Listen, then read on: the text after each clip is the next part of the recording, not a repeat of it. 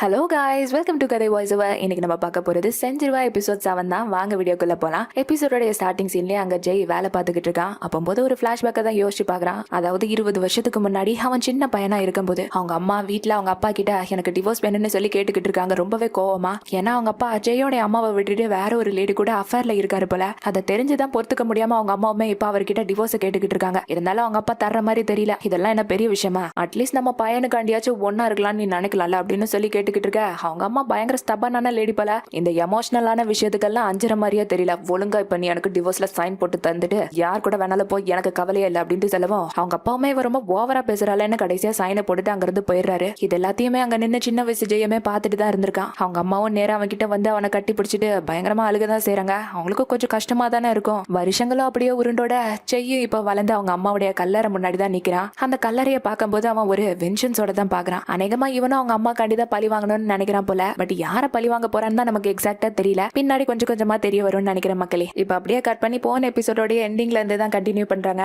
அதாவது போன எபிசோட் எங்க முடிஞ்சிருக்கும்னா நம்ம சன்ன ஆலிஸ் கிளப்பை விட்டு வெளியே வந்துகிட்டு இருக்கும்போது ஒரு கார் அவனை இடிக்க போற மாதிரியே வந்திருக்கும். அதுல அவனுமே பயந்து கீழே விழுக கரெக்டா அந்த கார்ல இருந்து சாங் பாலுங்கிற சன்னியோட ஸ்பான்சர் வெளியே வந்து அப்படியே ஆலிஸ் கிளப்புக்குள்ள போறதை இவனுமே உட்காந்து வேடிக்கை பார்த்திருப்பான். அதோட தான் இங்க கண்டினியூ ஆகுது. அவனுமே அதுக்கப்புறம் அங்க இருந்து போலான்னு பார்க்கும்போது கரெக்டா அவனுக்கு ஜெய் கிட்ட இருந்து கால் வருது. அதாவது கிளப்போட மாடியில தான் அவன் வெயிட் பண்ணிக்கிட்டு இருக்கான். அவனை பார்க்க வர சொல்ல இவனுமே நேரா மொட்டை மாடிக்கு வரான். அங்க ஜெய் தூங்கிட்டு இருக்கிறத பார்த்துட்டு அப்படியே திரும்பி போக உடனே ஜெய் கண் வலிச்சு என்ன பார்க்க வந்துட்டு என்கிட்ட பேசாமலே அப்படியே போற, நான் தானே உன்னை கூப்பிட்டேன், எப்போதும் என்ன அவாய்ட் பண்றதை தான் வேலையாவே வச்சிருக்க அப்படின்ட்டு சொல்லவும் நீ எதுக்கு எதோ வேலைன்னு பேசிக்கிட்டு இருக்க அப்படின்ட்டு சன்னு சொல்ல உடனே ஜெய் சிரிச்சுட்டு உன் மனசுல உள்ளதை என்னைக்குமே நீ வெளிப்படையா சொல்ல மாட்டேன். உன்கிட்ட க்ளோஸா வர்றவங்களெல்லாம் தூக்கி தூர போடுற. உன் மனசுல என்ன இருக்கோ அதுக்கு ஆப்போசிட்டா தான் எல்லார்கிட்டயும் பேசுற. இதெல்லாம் நீ ஆரம்பத்துல பண்ணும்போது நல்லா தான் இருக்கு. பட் போக போக இதே மாதிரி நீ பண்ணிக்கிட்டு இருந்தா அது அவ்வளோ ஃபன்னாவே இருக்காது அப்படின்ட்டு இன்டைரக்டா இவனை பத்தின ஃபீலிங்ஸை தான் சன்னோடைய மனசுல இருந்து அவன் ஓப்பனா பேசணும்னு எதிர்பார்க்கறான். பட் சன்னு ஏதோ சொல்லாம தான் அப்படியே நின்னுகிட்டு இருக்கான். இவனுமே ஒரு கட்டத்துல இன்னைக்கு ராத்திரி என் கூட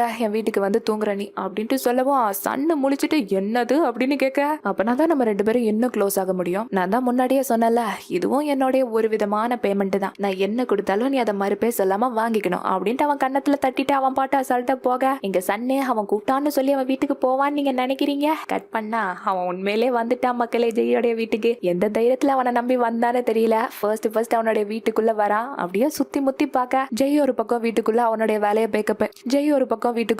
வேலையை பார்க்க போயிடுறான். எங்க சன்னுமே சுத்தி முத்தி பார்க்க அங்க ஒரு இடத்துல நிறைய பேருடைய போட்டோஸா ஒட்டி வச்சிருக்கிறத தான் பாக்குறான். அண்ட் அதுக்கு பக்கத்திலேயே டேபிள்ல சின்ன வயசு ஜெய் அவங்க அம்மா கூட நிக்கிற மாதிரியான ஒரு போட்டோ ஃப்ரேமை தான் பாக்குறான். அதை பார்க்கும்போது சித்தப்பா அவங்க அம்மாவை பத்தி சொன்னதுதான் அவனுக்கு ஞாபகத்துக்கு வருது. அது நமக்கு அப்படியே பிளாஷ்பேக்கா காமிக்கிறாங்க. அதாவது ஜெயோடைய அப்பா அவர் இன்னொரு லேடி கூட அஃபர்ல இருக்காருன்னு தெரிஞ்சுமே அவங்க அம்மா சின்ன வயசு ஜெய் கண்டி ஒரு காலகட்டம் வரைக்கும் பொறுத்துட்டு இருந்தாங்க. அதுக்கப்புறம் அவன் கொஞ்சம் கொஞ்சமா வளர ஜெயோடைய அப்பாக்கு டிவோர்ஸ் கொடுத்துட்டு அவங்க நேரா தாய்லாந்து பக்கமா வந்துட்டாங்க. ஏன்னா இதுக்கு முன்னாடி அவங்க இருந்தது யூஎஸ்ஏ போல. அங்க வந்துதான் ட்ரீம் என்டர்டைன்மெண்ட்ங்கிற ஒரு கம்பெனியுமே ஆரம்பிச்சாங்க. பட் அவங்க அங்க தாய்லாந்துக்கு புதுசுங்கிறதுனால அந்த இண்டஸ்ட்ரியை பத்தி அவங்களுக்கு சரியா தெரியல. அப்போதுதான் அவங்களுக்கு அவங்க கம்பெனிலேயே அவங்களுக்கு கீழே வேலை செய்யற காங்கியாட்டுங்கிற ஒருத்தன் ஹெல்ப் பண்ண ஆரம்பிச்சான். போக போக தான் ஒரு நாள் கடைசியில அவங்க அம்மாவே அந்த காங்கியாட் ஏமாத்திட்டான். அதாவது அந்த கம்பெனியோட போர்ட் ஆஃப் டைரக்டர்ஸ் எல்லாரையும் அவனுடைய கைக்குள்ள போட்டுக்கிட்டு ஒரு நாள் போர்ட் மீட்டிங்ல வச்சு ஜெயோட அம்மாக்கு எதிராவே உங்களுக்கு சரியா கம்பெனியை மேனேஜ் பண்ண தெரியல, இதனால நம்ம கம்பெனி லாஸ்ல தான் போய்கிட்டு இருக்கு, அதனால நாங்க என்ன முடிவு எடுத்திருக்கோம்னா நீங்க உங்க சிஇஓ பொசிஷன்ல இருந்து இறங்கி வாங்க, ஒரு ஷேர் ஹோல்டரா மட்டும் இருந்தா போதும் நீங்க இந்த கம்பெனில, உங்களுக்கு பதிலா மிஸ்டர் காங்கியாட் அந்த பொசிஷனுக்கு வருவார் அப்படின்னு சொல்லிடுறாங்க. இதை கேட்ட அவங்க அம்மாக்கு ஒரு பெரிய துரோகம் ஆயிருது. சொல்ல போனா அவங்களுடைய மேரேஜ் லைஃப் அவங்களுக்கு சரியா அமையல, அதுலயும் துரோகம். இப்ப என்னடானா கம்பெனிலயும் இந்த காங்கியாட்டுங்கிறவன் இவங்களுக்கு துரோகம் பண்ணி இவங்களுடைய ஷேர்ஸ் எல்லாத்தையும் எழுதி வாங்கிக்கிட்டான். இதனால மொத்தமா டிப்ரெஷனுக்கு போன அவங்களுமே மாடியில இருந்து கீழே குதிச்சு சூசைட் பண்ணி இறந்துட்டாங்கிற விஷயத்தை தான் ஜெயோடைய சித்தப்பாவுமே சன்னு கிட்ட சொல்லி இருந்திருப்பாரு. அதைத்தான் இப்போ பிரசன்ட்ல நினைச்சு பாத்துக்கிட்டே அவனும் அந்த வீட்டுல உள்ள மத்த இடத்தெல்லாம் சுத்தி பாத்துக்கிட்டு இருக்கான். அப்ப அவனுக்காண்டி ஜெய்யுமே ஒரு கிளாஸ்ல தண்ணி கொண்டு வந்து கொடுத்துட்டு இந்த வீடு எப்படி இருக்கு சுத்தி முத்தி பாத்தி அப்படின்னு கேட்குவான். சொல்ற மாதிரி ஒண்ணும் இல்ல அப்படின்ட்டு சன்னு சொல்ல உனக்கு கொஞ்சம் கூட அது பிடிக்கலையா அப்படின்னு கேட்குவான். ஆலிஸ் கிளப்ல உள்ள சீக்ரெட் ஆபீஸ் மாதிரி இங்கேயும் அங்க இங்கன்னு ஸ்கிரிப்ட் பேப்பர் அட்டட பண்ணிட்டு குப்பை குலமா தான் இருக்கு அப்படின்ட்டு அவனை பயங்கரமா டேமேஜ் பண்ணிட்டு சரி ஓகே ஆலிஸ் கிளப்போட ஓனருக்கு உன்னை பத்தி எப்படி நிறைய விஷயங்கள் தெரிஞ்சிருக்கு அப்படின்னு கேட்கவா ஏன் அவர் தான் என்னை பத்தி எல்லா விஷயத்தையும் உங்ககிட்ட சொல்லியிருப்பாரு, இந்த விஷயத்த சொல்லலையா?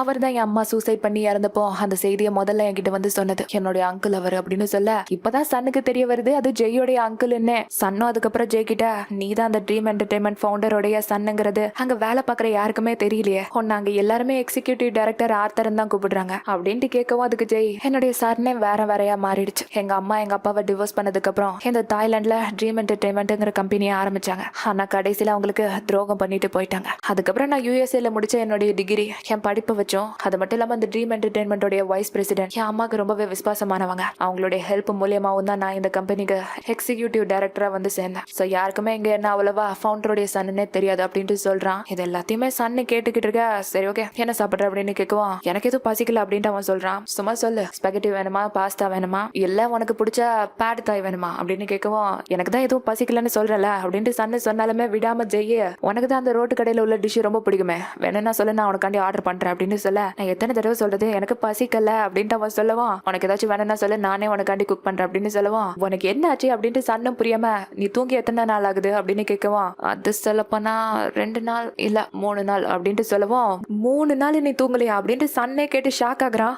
உன் பெட்ரூம் எங்க இருக்கு, ஒழுங்கா போய் ஃபர்ஸ்ட் தூங்கு அப்படின்னு சொல்லுவோம். அதெல்லாம் இருக்கட்டும், ஃபர்ஸ்ட் நீ என்ன சாப்பிட்றேன்னு சொல்லி நான் உனக்கு செஞ்சு கொடுத்துட்டு போறேன் அப்படின்னு சொல்ல, அதெல்லாம் நான் கேட்டேனா, நான் சாப்பிட்டதை விட நீ தூங்குறது தான் இப்ப ரொம்ப முக்கியம், ஃபர்ஸ்ட் பெட்ரூம் எங்க இருக்குன்னு சொல்லி அப்படின்னு கேட்க, நீ ஃபர்ஸ்ட் என்ன சாப்பிடுன்னு சொல்லி நான் அவன் கேட்க, மாத்தி மாத்தி இதை வச்சே உங்களுக்குள்ள வாக்குவாதம் போய்கிட்டு இருக்கு. ஒரு கட்டத்துல ஜெய்யுமே சண்டை பிடிச்சிட்டு சம்பந்தமே இல்லாம உன் அம்மாவும் தம்பியும் இறந்தப்போ நீ உண்மையில அழுதியா என்ன அப்படின்ட்டு கேட்கறான். இதை கேட்ட சன்னு ஒரு நிமிஷம் அமைதியாயிடுறான். அதுக்கப்புறம் எதுக்கு தேவையில்லாம இதை பத்தி பேசிக்கிட்டு இருக்க, இப்ப நீ தூங்குறது தான் முக்கியம் அப்படின்ட்டு நேரா அவனை பெட்ரூம்க்கு தான் கூட்டிட்டு வரான். அவன் அங்க விட்டுட்டு ஃபர்ஸ்ட் நீ ஒழுங்கா நல்லா தூங்குற வழியை பாரு அப்படின்னு சொல்லிட்டு அந்த ரூமை விட்டு வெளியே போகலான்னு பார்த்தா ஜெய் அவனை பிடிச்சிட்டு, நீ பசங்க என் கூட வந்து தூங்க அப்படின்ட்டு கட்டி பிடிச்சி அவனை பெட்ல போட்டுறான். டே ஒழுங்கா விட்டுறா அப்படின்ட்டு அவனை எந்திரிச்சு போகலன்னு பார்த்தா விட மாட்டேங்கிறான். அவனை அப்படியே கட்டி பிடிச்சிக்கிறான். ஒரு கட்டத்துல அவன் கூட ஜல்சா பண்ற மாதிரியே போயிட்டு அதுக்கப்புறம் டயர்ட்ல அவன் மேலேயே அப்படியே தூங்கிடுறான். சன்னுமே ஒரு வழியா தூங்கிட்டான். இருந்தாலும் என்ன கணக்குறான் அப்படின்ட்டு அதே பொசிஷன்ல தான் ரொம்ப நேரமா இருக்கிறான். பார்த்தா அங்கிட்ட இங்கிட்டு ரத்தோட்டம் இல்லாம பிடிச்சிக்குது. இதுக்கப்புறமா இருந்தானா நமக்கு சங்குதான் அப்படின்ட்டு மெதுவா அங்கிருந்து எந்திரிச்சு போறதுக்காண்டி அவன் கையை எடுக்க பார்த்தா அவன் பொசுக்குன்னு திருப்பியும் கட்டி பிடிச்சிக்கிறான். என்னடா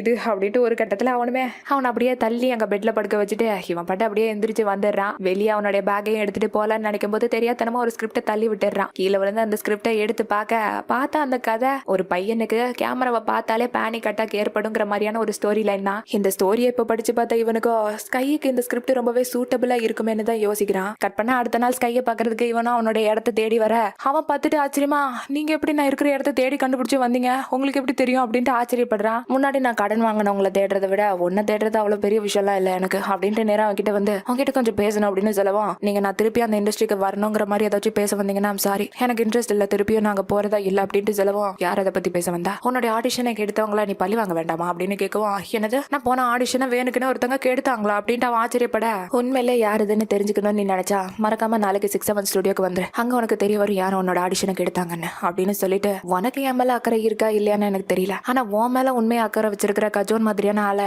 என்னைக்குமே அவாய்ட் பண்ணாத அப்படின்னு சொல்லிட்டு அங்கிருந்து போறான். ஏன்னா இவன் கஜோன் கால் பண்ணும் போதெல்லாம் போனை எடுத்துருக்க மாட்டால, அதை தான் இப்ப சன்னு சொல்லிட்டு போறான். கட் பண்ணா அடுத்த நாள் சன்னு கேட்டுக்கிட்ட மாதிரி ஸ்கையுமே 6-7 ஸ்டுடியோக்கு வந்துடுறான். எங்க இருக்கீங்க நீங்க அப்படின்னு சன்னு கிட்ட போன்ல கேட்கவும், நீ கொஞ்ச நேரம் ரெஸ்ட் ரூம்ல வெயிட் பண்ண, உன்னோட ஆடிஷனை கெடுத்தவன் தன்னால உன்னை தேடி வருவான் அப்படின்னு சொல்லிட்டு போனை வச்சுட்டு நேரா ஸ்டுடியோக்குள்ள தான் போறான். உள்ளக்க பார்த்தா சன்னியோட அசிஸ்டன்ட் பரபரப்பா வெளியே வந்து, சாருக்கு முலாம்பழ ஜூஸ் வேணும் அப்படின்ட்டு நாயா பேய அலைஞ்சு தெரிஞ்சுக்கிட்டு இருக்கா. அப்ப நம்ம ஆளுமே அவன் முன்னாடி வந்துட்டு, ஆக்சுவலி நான் சன்னியோடைய மிகப்பெரிய ஃபேனு, நான் கொடுத்ததா சொல்லி இந்த லெட்டர் மட்டும் அவர்கிட்ட கொடுத்துட முடியுமா அப்படின்னு சொல்லிட்டு அவகிட்ட கொடுக்க, அவன் என்னடானா நம்ம சன்னை பார்த்துட்டு, ஆஹா சன்னிக்கு இவ்வளவு அழகான ஒரு ஃபேனா அப்படின்னு சொல்லி உடைச்சுக்கிட்டே அந்த லெட்டரை வாங்கிட்டு, கண்டிப்பா நான் கொடுத்துறேன் அப்படின்னு சொல்லிட்டு இழிச்சிட்டு நிக்கிறா. இவனுமே அங்கிருந்து போக அந்த அசிஸ்டன்ட்டுமே நேரா சன்னியோட ரூமுக்கு தான் வரா. நான் கேட்ட ஜூஸ் என்னாச்சு அப்படின்ட்டு சன்னி ஒரு கடுப்புலயே இருக்க, சார் முலாம்பழத்துக்கு சீசன் இல்லையா சார் அப்படின்ட்டு சொல்லுவோம். அதெல்லாம் எனக்கு தெரியாது, நான் கேட்டேன்னா அது வந்தாகணும் அப்படின்ட்டு பைபிள் ஒரு ஜூஸுக்கு மத்தவங்களை போட்டு ஜூஸா புளிஞ்சு எடுக்கிறான். அதுக்கப்புறம் அந்த அசிஸ்டன்டும், சார் உங்களுடைய மிகப்பெரிய ஃபேனுன்னு சொல்லிட்டு ஒருத்தங்க உங்களுக்கு லெட்டர் கொடுத்தாங்க சார் அப்படிங்கவா, யார் லெட்டர் கொடுத்தாலும் வாங்கிட வேண்டியது அப்படிதானே, அவர் பார்க்க ரொம்ப அழகா இருந்தாரு சார், அதனாலதான் இழிச்சுக்கிட்டே நீ வாங்கிட்ட. அப்படி இல்ல சார், லெட்டர் கொடுத்துட்டு போ அப்படின்னு சொல்லுவான். அவளுமே அப்படியே கொடுத்துட்டு வெளியே போயிடுறா. எங்க இவனும் என்ன லெட்டர்னு சொல்லி பிரிச்சு பார்க்க, அதுல நீ தான் என்னுடைய ஆடிஷனை கெடுத்து விட்டதுன்னு எனக்கு நல்லா தெரியும், அதுக்கான ப்ரூஃபும் என்கிட்ட இருக்கு, நான் அதை யார்கிட்டயே வெளியிடக்கூடாதுன்னா ஒழுங்கா என்ன இங்க பாக்குறதுக்கு வா அப்படின்னு சொல்லி போட்டிருக்கு. இதை பார்த்துட்டு என்ன பரலோக பைத்தியம் நமக்கே மிரட்டல் விட்டுருக்குறது அப்படின்ட்டு நேரா ரெஸ்ட் ரூம்க்கு வர, அங்க நிக்கிற ஸ்கையை பார்த்துட்டு, ஓஹோ சார் நீங்க தானா அது, மிரட்டல் கடிதெல்லாம் எழுதுறதுக்கு ஒரு யோகிதை வேணும், உன்ன மாதிரி ஒரு லூசர் என்ன பயன்படுத்தி இங்க வர வைக்கிறியா அப்படின்னு டென்ஷனாக, நீங்க என்ன பேசிக்கிட்டு இருக்கீங்க அப்படின்ட்டு ஸ்கை ஒன்னும் புரியாம கேட்க, ரொம்ப நடிக்காதடா, கேமரா முன்னாடி தான் உனக்கு நடிக்க தெரியல, இங்க வந்து ஏன் முன்னாடி நடிச்சுக்கிட்டு இருக்கியா, நீ கையில என்ன எவிடன்ஸ் வச்சிருந்தாலும் எனக்கு அதை பத்தி கவலை இல்ல, அடுத்த தடவை எனக்கு இந்த மாதிரி மிரட்டல் கிரட்டல் எல்லாம் விட்டு கூப்பிட்டான்னு வச்சுக்கோ, போன தடவை மாதிரி உனக்கு ஆடிஷன்ல கேமராவை கொண்டு வர மாட்டேன், அதை விட பெருசா இருக்கும் அப்படின்ட்டு சொல்லும் போதுதான் ஸ்கைக்கு தெரியுது இவன் தான் அவனோட ஆடிஷனை கெடுத்து விட்டதுன்னு. எதுக்கு இந்த மாதிரி பண்ணீங்க அப்படின்னு கேட்கவும், அவன் கூட உள்ளவங்களை எனக்கு பிடிக்கல, அதனால எனக்கு ஒன்னையும் பிடிக்கல, உன்னால என்ன பண்ண முடியுமா பண்ணிக்கோ, இப்ப இப்ப ஏதோ ப்ரூஃப் வச்சிருக்கேன்னு சொன்னியா, அது எங்க இருக்குன்னு காட்டு அப்படின்ட்டு நேரா அவன்கிட்ட வந்து அவன் சட்டையை போட்டு அப்படி இப்படின்னு தொலாவிக்கிட்டு இருக்கான். நேரா அவனை செவுத்துல நிறுத்தி, இதுக்கப்புறம் என்கிட்ட விளையாடலான்னு நினைச்சேன்னு வச்சுக்கோ, ஜஸ்ட் ஒரே ஒருத்தருக்கு தான் கால் பண்ணுவேன், அதுக்கப்புறம் நீ மொத்தமா முடிஞ்சிருவ அப்படின்ட்டு சொல்லி மிரட்டிக்கிட்டு இருக்க. அந்த இடத்துக்கு சன்னே ரொம்பவே சாதாரணமா ஹேண்ட் வாஷ் பண்ணதான் வரான். அப்படி பண்ணிக்கிட்டு இருக்கும் போது சன்னியா ஒரு பார்வை பாப்பான் பாருங்க. சன்னிக்கோ இங்க ஹீரோ கொலையெல்லாம் ஒரு மாதிரி நடுங்குது. அப்படியே அங்கிருந்து தெரிச்சு ஓடி போயிடுறான். இதை பார்த்த ஸ்கைக்கு ஒண்ணுமே புரியல. அந்த அளவுக்கு முன்னாடி அவர் உங்களுக்கு என்னதான் பண்ணாரு, இப்படி உங்களை பார்த்ததுமே தெரிச்சு ஓடுறாரு அப்படின்னு சொல்லி கேட்க, கடைசியா இப்பவாச்சும் உன்னோட ஆடிஷனை யாருக்கு எடுத்து விட்டாங்கன்னு தெரிஞ்சுக்கிட்டல அப்படின்ட்டு நான் ஒரு ஸ்கிரிப்ட் பேப்பரை பார்த்தேன். அதுல எக்ஸாக்டா உன்னுடைய கேரக்டர் மாதிரியே தான் இருந்துச்சு. ஒரு பையனுக்கு கேமரானாலே பயம்னு. நான் அதை கஜோன் கிட்ட சொல்லி அந்த ஸ்கிரிப்டோடைய டைரக்டர் கிட்ட மொத்த ஸ்கிரிப்ட் பேப்பரையும் வாங்க சொல்லி கேட்டிருக்கேன். அதை நீ படிச்சு பார்க்கணும். திருப்பியும் இந்த இண்டஸ்ட்ரிக்குள்ள வரணும்னு நினைச்சேன்னா வா, வராம இருக்கிறது உன்னோட இஷ்டம் தான். ஆனா ஒருவேளை நீ வர வேண்டாம்னு நினைச்சனா கண்டிப்பா உன்னால ஆக்டிங் கெரியர்ல மட்டும் இல்ல, உன்னால ரிவெஞ்சும் எடுக்க முடியாது அப்படின்னு சொல்லுவோம். ஸ்கை அதை கேட்டுட்டு, நான் சொல்ல போனா ரிவெஞ்ச் எடுக்கிறதுக்காண்டி திருப்பி அங்க வருவேனான்னு தெரியல, ஆனா கண்டிப்பா கஜோனுக்காண்டி வருவேன் அப்படின்ட்டு சொல்றான். அதுக்கப்புறம் நீங்க எதுக்காண்டி எனக்கு இவ்வளவு ஹெல்ப் பண்றீங்கன்னு எனக்கு தெரியல. என்னதான் உங்களுக்கு முன்னாடி சுத்தமாவே பிடிக்காது அப்படின்ட்டு, என்னதான் உங்களுக்கு சுத்தமா பிடிக்காது அப்படின்ட்டு இதுக்கு முன்னாடி அவன் சன்னன்னு கூப்பிட்டு இருந்திருக்கும் போது என்ன சன்னெல்லாம் கூப்பிட வேண்டாம், ஜஸ்ட் சன்னன்னு கூப்பிட்டா போதும் அப்படிங்கறத தான் மனசுல வச்சுட்டு இப்ப அவன் கிட்ட கேட்க, அதை நான் உன்னை பிடிக்காத காரணத்தால எல்லாம் சொல்லல, என் தம்பியும் அந்த மாதிரி தான் கூப்பிடுவான். சோ அந்த டைம்ல நான் தெரியாம அந்த மாதிரி உன்கிட்ட சொல்லிட்டேன். பட் இதுக்கப்புறம் அந்த மாதிரி கிடையாது. உனக்கு நீ எப்படி என்ன கூப்பிடணும்னு நினைக்கிறியோ அப்படி கூப்பிட்டுக்கோ, எனக்கு எந்த ஒரு பிரச்சனையும் இல்ல அப்படின்ட்டு சொல்லவும் போதும் ஸ்கை இதை கேட்டு ஹாப்பியாகி ரொம்ப தேங்க்யூ சன்னண்ணா அப்படின்னு பாசமா அவனை கூப்பிடுறான். கட் பண்ணா திருப்பிய ஸ்கை கம்பெனிக்கு வந்ததை பார்த்துட்டு கஜோனுக்கு சந்தோஷம் தாங்க முடியல. என் செல்லா குட்டி அப்படின்ட்டு ஓடி வந்து அவனை கட்டி பிடிச்சிக்கிறான். என்ன மன்னிச்சிருங்க கஜோன், ரொம்ப நாளா உங்ககிட்ட பேசவே இல்லை அப்படிங்கவும். புரியுது புரியுது, அவங்களுக்குன்னு தனிப்பட்ட பிரச்சனைகள்னு நிறைய இருக்கும், அதெல்லாம் என் வயசு வரும்போது தான் உங்களுக்கு தெரியும் அப்படின்னு சொல்லுவோம். ஐயோ உங்க வயசு வர வரைக்கும் நான் பிரச்சனையா சந்திச்சுக்கிட்டு இருந்தேன்னா அவ்வளவுதான் நான் முடிஞ்சேன் அப்படின்ட்டு சொல்லி சிரிக்க. அப்படிலாம் சொல்லக்கூடாது, பிரச்சனைகள் வர வர அதை நம்ம எதிர்த்து போராட தான் நம்மளால வளர முடியும் அப்படின்ட்டு ஒரு நல்ல அட்வைஸை போடுறாப்ல. அப்படியே தத்துவ ஞானி மாதிரி போதனை எல்லாம் பண்ணி முடிச்சுட்டு அடுத்த சீன்லயே சன் ஒரு ஸ்கிரிப்ட் பேப்பர் படிச்சிருப்பான்ல, அதை எழுதின டைரக்டரை தான் மீட் பண்றதுக்கு வராங்க. ஸ்கையோடைய ரோலுக்காண்டி பேசுறதுக்கு கூட சன்னையுமே தான் அவங்க இடத்துக்கு கஜோனை கூட்டிட்டு வந்திருக்கான். அப்ப டைரக்டருமே அவங்கள வந்து பார்க்க கஜோன் உடனே, ஆக்சுவலி இவன் தான் நான் சொன்ன பையன் ஸ்கை, நீங்க எழுதின மாதிரியான ஸ்கிரிப்டுக்கு பொருத்தமான ரோலா இருப்பான் இவன் அப்படின்னு சொல்லவும், இவங்களுமே பார்த்துட்டு சரி பின்னாடி இருக்கிறானே அவன் யாரு அப்படின்னு கேட்கவும், அவன் சன்னு, அவனுக்கு ஏதாச்சும் ரோல் தந்தீங்கன்னா நல்லா இருக்கும் அப்படின்னு கேட்க, சரி ஓகே அப்படின்ட்டு அவங்களுடைய அசிஸ்டன்ட் கிட்ட ஒரு ஸ்கிரிப்ட் பேப்பர் கொண்டு வர சொல்லி சன்னோட கையிலயும் கொடுத்து, இதை கொஞ்ச நேரம் படிச்சுக்கிட்டு இருங்க அப்படின்ட்டு ஸ்கையை மட்டும் உள்ளக்க கூப்பிடுறாங்க. உள்ளக்க கூட்டிட்டு வந்து அவனுக்கு ஜஸ்ட் ஒரு ஆடிஷன் மாதிரி தான் நடத்துறாங்க. கேமராவை முன்னாடி நிறுத்தி வச்சுட்டு அவனுடைய ஆக்டிங் ஆரம்பிக்க சொல்ல, அவனும் கேமராவை பார்த்துட்டு ஒரு மாதிரி நடுங்கி போய் தான் டைலாக் எல்லாத்தையும் பேசிக்கிட்டு இருக்கான். இன்னொரு பக்கம் வெளியே சன்னுமே அவன் கையில உள்ள ஸ்கிரிப்ட் பேப்பரை படிச்சுக்கிட்டு இருக்கேன். இந்த பக்கம் கஜான் இருந்துகிட்டு வாய்க்குள்ள ஈ போற கேப்புக்கு வாயை பிளந்துகிட்டு தூங்கிக்கிட்டு இருக்காப்ல. சன்னு தான் எழுப்பி, எனக்கு தான் அடுத்தது ஆடிஷன் அப்படின்னு சொல்லுவான். சரிப்பா நல்லா பண்ணு, அதுக்கு முன்னாடி கத்தி கடப்பாருன்னு எதுவும் உள்ளக்க வச்சிருக்கியா அப்படின்னு தரவா செக் பண்ணி தான் அனுப்புறாரு.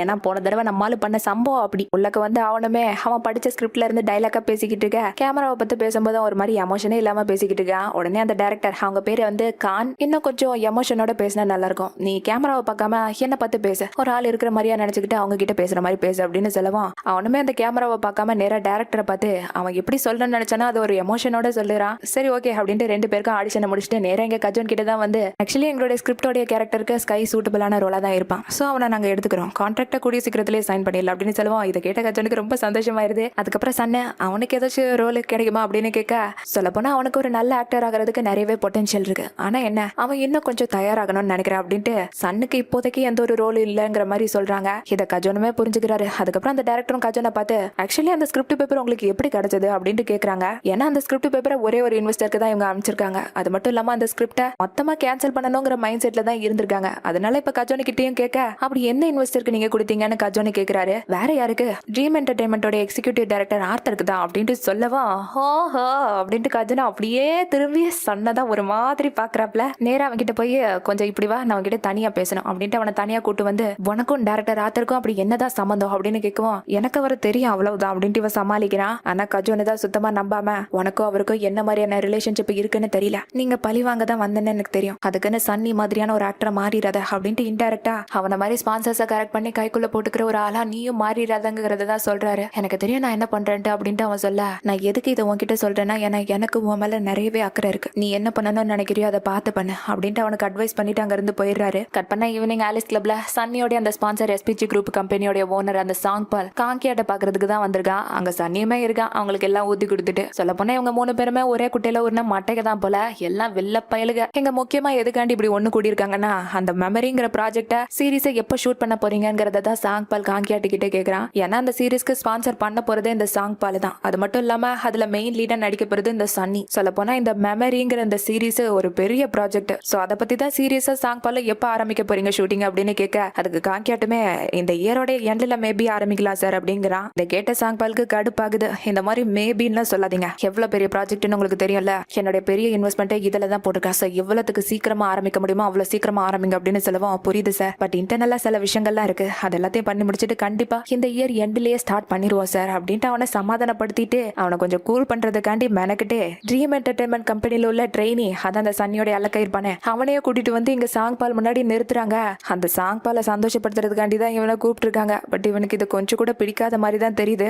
ஒரு மாதிரி நர்வஸ்லயே தான் இருக்கான். சாங் பாலும் உன் ஃபியூச்சர் நல்லா இருக்கணும்னா எனக்கு ஒழுங்கா வந்து சர்வீஸ் பண்ணு அப்படின்ட்டு சொல்ல, இங்க சன்னியுமே போ அப்படின்ட்டு அவனை கண்ணாலேயே காட்டுறான். அவனும் வேற வழி இல்லாம அங்க உட்காந்துக்க. அதுக்கப்புறம் அந்த பயலும் அவன் கிட்ட தப்பா நடந்துகிட்டு இருக்கான். இது அங்க மத்த 2 கேடுகட்ட பீஸுகளும் கண்டுக்காத மாதிரியே உட்காந்து இருக்குதுங்க. அப்ப சன்னியுமே காங்கியாட் கிட்ட, அவங்க கிட்ட நான் கொஞ்சம் தனியா பேசணும், வெளியே வரீங்களா அப்படின்ட்டு வெளியே கூப்பிட்டு, இதுக்கு முன்னாடி கஜோன் கிட்ட வந்து சேர்ந்த அந்த புது ட்ரெயினி யாருன்னு சன்னிக்கு தெரியாம இருந்திருக்கும். பட் இப்பதான் அவனுக்கு தெரியுது அது சன்னு. சோ காங்கியாட் கிட்டயும் அந்த சன்னை எப்படியாச்சும் இந்த ட்ரீம் என்டர்டைன்மெண்ட்ல இருந்து துரத்தி விடுங்க அப்படின்ட்டு சொல்லி கேட்கறான். பட் காங்கியாட் இதை கேட்டு டென்ஷன் ஆகி, உனக்கு நடிக்கிறத தவிர இந்த மாதிரி கம்பெனில உள்ள எல்லாரையும் வெளியே தூக்குறத தான் முழு நேர வேலையா வச்சுக்கிட்டு இருக்க, ஒரு ட்ரெயினி ஒன்னு அப்படி என்ன பண்ண அப்படின்ட்டு கேட்க, பொண்ணு இல்ல, நான் ஆக்டர் ஆகிறதுக்கு முன்னாடி அவன் கிட்ட இருந்து கொஞ்சம் பணத்தை திருடிட்டேன், இப்போ ஒரே இடத்துல அவனை பார்க்கும்போது எனக்கே ஒரு மாதிரி எம்பாரசிங்கா இருக்கு அப்படின்னு சொல்லுவான். காங்கியாட் இதை கேட்டுட்டு அவனை கேவலமா ஒரு பார்வை பாக்குறாரு. வாங்கின பணத்தை திருப்பி அவன் கிட்ட கொடுக்க வேண்டியதானே, இந்த மாதிரி ஒரு சில்லற விஷயத்துக்கெல்லாம் தேவையில்லாம என்ன இழுக்காத, எனக்கே இந்த மெமரி சீரீஸா ஆரம்பிக்கிறதுல 1000 பிரச்சனை போய்கிட்டு இருக்கு, இதுல நீ வேற தனியா மூக்கம் நடக்காது அப்படின்னு சொல்லுவான். என்ன சொல்றீங்க, அதை ஆரம்பிக்கிறதுல என்ன பிரச்சனை இருக்கு அப்படின்ட்டு இவனும் ஷாக் ஆகுறான். அப்படியே அங்க கட் ஆகுது சீனு. அடுத்த நாள் காலையில ஸ்கை ஆடிஷன்ல செலக்ட் ஆனதுனால அந்த ஸ்கிரிப்ட் ஒரு சீரீஸா ஆரம்பிக்கிறதுக்கு முன்னாடி கேரக்டர்ஸ் எல்லாத்தையும் போட்டோஸ் எடுப்பாங்க போல. அதுக்காண்டி தான் இப்ப எல்லாருமே பக்கினோட ஸ்டுடியோக்கு வந்திருக்காங்க. இதோட செகண்ட் டைம் நம்ம மிஸ்டர் பக்கினோட போட்டோ ஷூட் எடுக்கிறது அப்படின்ட்டு மேனேஜர் கஜனுமே செம்ம எக்ஸைட்மெண்டோட பேசிக்கிட்டு இருக்க. ஆனா அங்க ஸ்கையே ஒரு மாதிரி நர்வஸ்லயே தான் நின்னுகிட்டு இருக்கான். அதை பார்த்து இவருமே, என்னாச்சு ஸ்கையே, இன்னைக்கு உன்னுடைய நாள், நீ சந்தோஷமா இருக்க வேண்டிய நாள், இந்த சீரீஸுக்கு அப்புறம் நீ எங்கேயோ போயிருவ பாரு அப்படின்ட்டு, நர்வஸ் இருந்தா இந்த மாதிரி என்ன மாதிரி கெக்கப்பொக்கன்னு சிரி அப்படின்ட்டு அவர் பேய் மாதிரி சிரிச்சுக்கிட்டு இருக்காரு. அந்த நேரம் பார்த்து அந்த சீரீஸோட டேரக்டர் அங்க வர உடனே கப்பு சிப்பின்னு வாய முடிட்டு அவங்களுக்கு கும்பிடு போட, அவங்களே எல்லாருக்கும் ஹாய் சொல்லிட்டு நேரா பக்கின் கிட்ட போய் தன்னுடைய சீரீஸோட போட்டோ ஷூட்டை எடுக்க ஒத்துக்கிட்டதுக்காண்டி தேங்க்யூ தான் சொல்றாங்க. பக்கினுமே பரவாயில்ல, அவங்க சீரீஸ்ல உள்ள கேரக்டர்ஸ் எல்லாம் எடுக்கிறதுக்கு எனக்குமே செம்ம சேலஞ்சிங்கா தான் இருக்கும் அப்படின்ட்டு சொல்ல, டேரக்டரும் அதுக்கப்புறம் பாக்கினா நேரா நம்ம ஆட்கள் கிட்ட தான் கூட்டிட்டு வந்து, இவன் தான் ஸ்கை, இந்த சீரீஸ்ல மெயின் லீடா இவன் தான் நடிக்க போறான் அப்படின்ட்டு இன்ட்ரோடியூஸ் பண்ணி வைக்க, இவனுக்கு தான் முன்னாடியே தெரியுமே. சோ ஸ்கையை பார்த்து, ஒழுங்கா இருப்பல்ல, எனக்கு டைம் வேஸ்ட் பண்றதெல்லாம் சுத்தமா பிடிக்காது அப்படின்னு சொல்லிட்டு போறாங்க இருந்து. எங்க சன்னமே, அவர் பேசினதெல்லாம் கண்டுக்காத, நீ போய் காஸ்டியூமை சேஞ்ச் பண்ணிட்டு வா அப்படின்னு சொல்லி அனுப்ப, இவனுமே ஒரு வழியா காஸ்டியூம் எல்லாத்தையும் போட்டுட்டு நேரா போட்டோ ஷூட் பண்ண கேமரா முன்னாடி தான் வந்து நிக்கிறான். சொல்ல போனா 2 போட்டோ தான், கேமராவை பார்க்காம அப்படியே அங்க டாக்ல நின்னுட்டு போயிடணும்னு தான் அப்படியே ஒரு மாதிரி சைடு வாங்கி எங்க நின்னுகிட்டு இருக்கான் கேமராவை பார்க்காம. பக்கினுமே பார்த்துட்டு கொஞ்சம் இந்த சைடு திரும்புன்னு சொல்லவும், அவன் சொன்ன சைடுக்கு ஆப்போசிட் சைடுல திரும்பி நிக்கிறான். நான் இந்த சைடுன்னு சொன்னேன் அப்படிங்கவும் அவன் லைட்டா டில்டு பண்ணி கேமராவை பார்க்காத மாதிரியே தான் நிக்கிறான். பக்கினுக்கு இவன் கொஞ்சம் கான்பிடென்டா இருக்கிற மாதிரி தெரியா, உன்னோட கேரக்டருக்கு நீ கேமராவை பார்த்தா பயப்படுற மாதிரியான ஒரு எக்ஸ்பிரஷன் தான் கொடுக்கணும், உன் கண்ணில் அது சுத்தமா தெரியல, அதை கொண்டு வா ஃபர்ஸ்ட் அப்படிங்கவும், இவனும் கண்ண மூடி கண்ணை திறந்து அந்த எக்ஸ்பிரஷன் எல்லாம் கொண்டு வரதான் பாக்குறான். இருந்தாலும் பக்கினுக்கு அது சாட்டிஸ்ஃபைங்காவே இல்ல. இவன் கேமராவை பார்த்தா மட்டும்தான் இவனுக்குள்ள இருந்து அந்த பயப்படுற எக்ஸ்பிரஷன் வெளியே வரும்னு புரிஞ்சுக்கிட்ட பக்கினுமே, கொஞ்சம் கேமராவை பாரு அப்படின்னு சொல்ல, இவனும் வேற வழி இல்லாம கேமராவை பாக்குறான். இவன் கண்ணுல இருந்து கொஞ்சம் கொஞ்சமா அந்த பயம் தெரியுது. அதை பக்கினுமே கையை வச்சு பார்த்துட்டு, எக்ஸாக்ட்லி இந்த எக்ஸ்பிரஷன் தான் எனக்கு தேவை அப்படின்னு போட்டோ ஷூட் ஆரம்பிக்கிறான். ஆனா எங்க ஸ்கையுக்கோ கேமராவை பார்த்ததுல இருந்து கொஞ்சம் கொஞ்சமா பயம் ஏறிக்கிட்டே வருது. அதை சன்னும் சரி கஜோனும் நோட் பண்ணதான் செய்றாங்க. அவனுக்கு ரொம்பவே பயமா இருக்குது போல அப்படின்ட்டு சன் அவன் கிட்ட போலான்னு நினைக்கும் போது கஜோன் தான் ஸ்டாப் பண்ணி, எங்க போற, போட்டோ ஷூட்டுக்கு இடையில போனா நம்மளதான் திட்டுவாங்க அப்படின்ட்டு ஸ்டாப் பண்றாரு. பக்கினும் அதுக்கப்புறம் போட்டோ ஷூட் எல்லாம் முடிச்சிடறான். அதுக்கப்புறமா ஒரு 2 பேரும் கேமரா கையுமா வந்து, இந்த சீரீஸ்ல நீங்க நடிக்க போறதை நினைச்சு எப்படி ஃபீல் பண்றீங்க அப்படின்ட்டு அவன் முன்னாடி வந்து நீட்டிக்கிட்டு இருக்க. அவன் ஆல்ரெடி ஒரு பயத்துல தான் இருக்கான். அவனுக்கு பயம் ஏறி ஏறி ஒரு கட்டத்துல பேனிக் அட்டாக்கே வந்துருது. அப்படியே கீழே விழுந்து கதறிக்கிட்டு இருக்கா, என்னை விட்டு போயிருங்க ப்ளீஸ், என் முன்னாடி கேமராவை நீட்டாதீங்க ப்ளீஸ் அப்படின்ட்டு கெஞ்சிக்கிட்டு இருக்க. உடனே சன்னும் கஜோனு தான் வேக வேகமா அவன் கிட்ட ஓடி போறாங்க. கஜோன் அவனை கட்டி பிடிச்சிக்கிறான். ஒண்ணு இல்ல ஃப்ரீ அப்படி அப்படின்னு சொல்ல, இங்க சன்னுமே கொஞ்சம் வீடியோ எடுக்கிறத நிறுத்துங்க அப்படின்னு அவங்களை அங்க இருந்து போக சொல்றான். கட் பண்ணா ஸ்கையை ஒரு ரூம்க்கு கூட்டிட்டு வந்துடுறாங்க. அங்க உட்காந்துட்டு அவனுமே கொஞ்சம் ரிலாக்ஸா ஃபீல் பண்ண, அப்பதான் பக்கின மேனேஜர் கிட்ட, இந்த மாதிரி இவனுக்கு இருக்கிறது உங்களுக்கு எப்ப தெரியும் அப்படின்னு கேட்க, எனக்கு ஜஸ்ட் இவன் கேமராவை பார்த்தா லைட்டா நர்வஸ் ஆவான், அது மட்டும் தான் தெரியும் அப்படின்னு சொல்ல, இது ஒன்னும் நர்வஸ்னஸ்னால வர்றது கிடையாது, அவன் உண்மையிலே பாதிக்கப்பட்டிருக்கான், இது கூட தெரியாம நீங்க எப்படி அவனுடைய மேனேஜரா இருக்கீங்க அப்படின்னு சொல்லி தான் திட்டுறான். உடனே ஸ்கை தான், அவர் மேல எந்த தப்பு இல்ல, அவரை தேவையில்லாம திட்டாதீங்க, நான் தான் அவர்கிட்ட எதுவுமே சொல்லல, தப்பு ஏன் மேலதான், நான் இப்போ ஓகே தான் அப்படின்னு சொல்லுவோம். எல்லாரும் அதுக்கப்புறம் அவங்க வேலையை பார்க்க போயிடுறாங்க. ஆனா கஜோனுக்கு இதை கேட்டு குற்ற உணர்ச்சியா தான் ஃபீல் பண்றாரு.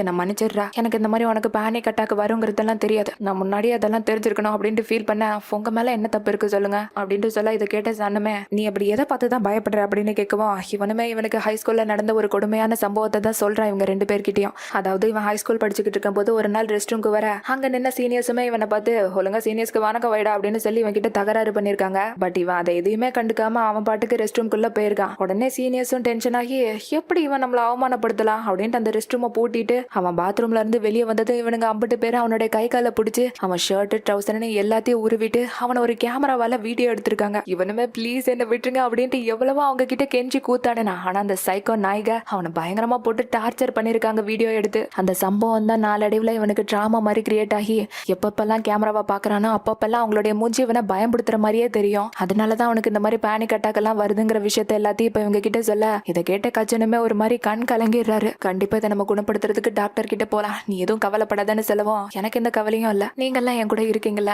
கண்டிப்பா இதை விட்டு நான் கொஞ்சம் கொஞ்சமா வெளியே வந்துருவேன்னு நினைக்கிறேன் அப்படின்னு சொல்லவும் இந்த பக்கம் சன்னு நீ எப்பப்பெல்லாம் கேமராவை பார்க்கும்போது அவங்களோட நினைப்பு உனக்கு வருதோ அவங்களுக்கு பதிலா நீ அங்க என்னோட ஃபேஸை ஞாபகம் வச்சுக்கோ அப்படின்ட்டு சொல்ல இதை கேட்டு கஜனும் சரி ஸ்கையும் சரி சிரிக்கிறாங்க.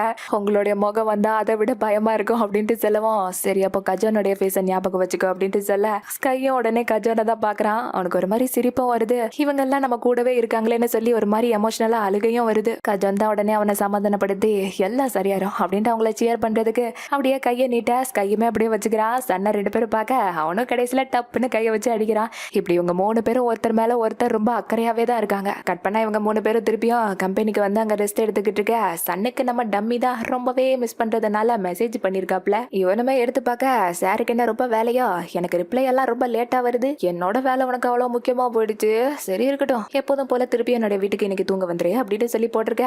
இவன் அதை பாத்துக்கிட்டு இருக்கும்போது நம்ம கஜோனு தான் மெல்ல தூக்கத்துல இருந்து எந்திரிச்சு நைஸா இவன் யாருக்கிட்ட மெசேஜ் பண்ணிக்கிட்டு இருக்கான் அப்படின்னு எட்டி பாத்துக்கிட்டு இருக்காரு. இவனுமே என்னால இன்னைக்கெல்லாம் வர முடியாது, நாளைக்கு காலையில எனக்கு ஒர்க் இருக்குது சீக்கிரமாவே போனோம் அப்படின்னு சொல்லி ரிப்ளை போட்டுட்டு அங்க பாத்துக்கிட்டு இருக்கிற கஜோனா தான் என்ன அப்படின்னு பாக்குறான். அவருமே அதை பார்த்துட்டு திருப்பி அவரோட பொசிஷனுக்கு வந்து அப்படியே தூங்க ஆரம்பிச்சிடுறாப்ல. எங்க டம்மி கிட்ட இருந்து அதுக்கு ஒரு ரிப்ளை வருது, அப்ப என்னை விட ஒர்க் உனக்கு அவ்வளோ அப்படின்னு இருக்கும்போது நானும் அப்போ ஒர்க் பார்க்கவே போயிடுறேன், இனிவே எனக்கும் இன்னைக்கு ஒரு மீட்டிங் இருக்குது அப்படின்னு போட்டிருக்க. நல்லது அப்போ அங்கேயே போயிட்டு வா அப்படின்ட்டு இவனை தனியா விளையாடிக்கிட்டு இருக்கிற மாதிரி கஜோன்னு பார்க்க என்னப்பா யாருக்கிட்ட பேசிக்கிட்டு இருக்க, இந்த ரூம்ல உள்ள ஆத்மாக்கள் கிட்டயா அப்படின்னு கேட்கவும் இன்னும் கொஞ்ச நேரம் தான் நம்மள பைத்தான்னு சொல்லி முடிவு பண்ணிடுவாங்க போல அப்படின்ட்டு சன்னே அங்க இருந்து எந்திரிச்சு போயிடுறான். இன்னொரு பக்கம் சன்னி கிட்ட சொன்ன மாதிரி ஜெயுமே எங்க போர்ட் ஆஃப் டைரக்டர்ஸ் மீட்டிங்ல தான் இருக்கான். இந்த மீட்டிங் எதுக்காண்டி போட்டிருக்காங்கன்னா அந்த மெமரிங்கிற இந்த சீரிஸை இவங்க தானே உருவாக்க போறாங்க. சோ அதை பத்தின விஷயத்தெல்லாம் விலாவாரியா எக்ஸ்பிளைன் பண்றதுக்காண்டி தான் இந்த மீட்டிங். சொல்ல போனா இதுக்கு முன்னாடி மூவியாவே எடுத்திருக்காங்க போல. அந்த காப்பிரைட் இப்ப வாங்கி இவங்க தான் சீரிஸா எடுக்க போறாங்க. அது மட்டும் இல்லாம இது எவ்வளவு பட்ஜெட்ல எடுக்க போறாங்க, இந்த சீரிஸ்ல யார் யாரெல்லாம் நடிக்க போறாங்கிறத தான் எக்ஸ்பிளைன் பண்ணிக்கிட்டு இருக்காங்க.